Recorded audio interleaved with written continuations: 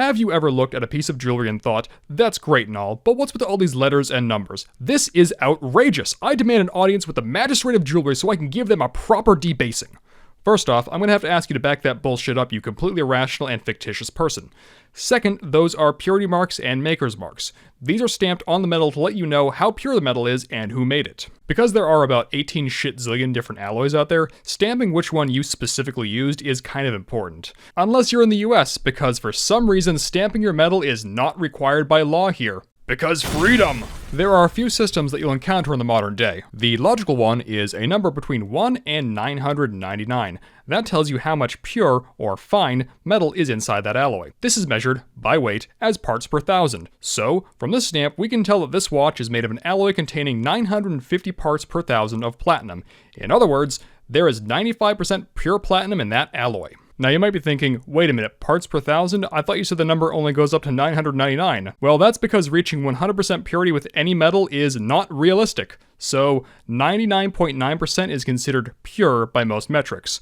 That's why you'll often see pure silver bullion stamped as 0.999. Now you might think, okay, great, I'll look for the element symbol in front of it and then go from there. Well, unless it's platinum, there's a good chance it won't have one. So you're gonna have to do some detective work to figure out what it is. Thankfully, there are certain numbers associated with certain alloys. For instance, proper sterling silver is 92.5% silver and 7.5% copper.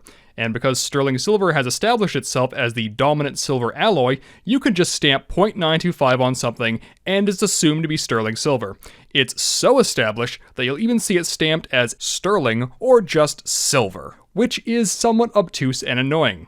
Speaking of things that are somewhat obtuse and annoying, the second system is the carat system, and that's usually spelled with a K if you're dealing with metals, though I've seen some people use a C as well, so who knows. You'll most likely see this system used on gold, and like the previous one, it tells you how much gold is in the alloy by weight, but this time it's signified by a number between 1 and 24 with the letter K at the end, so 24 karat gold is pure gold.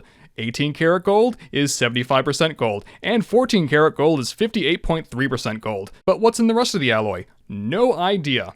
Each company has their own special gold formula, to the point where if you buy the same gold alloy from two different companies, they probably won't match in color. But wait, there's more. Gold probably has the most variance out of any precious metal alloy because of how much you can change the color by adding more stuff into it.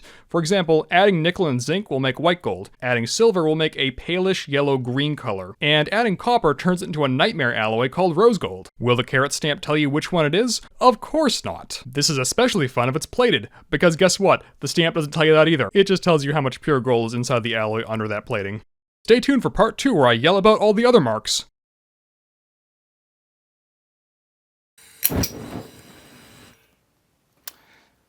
How was that? That was pleasantly big. Yeah, I think I turned the gas up a bit too high. I definitely smell burning hair. Nice.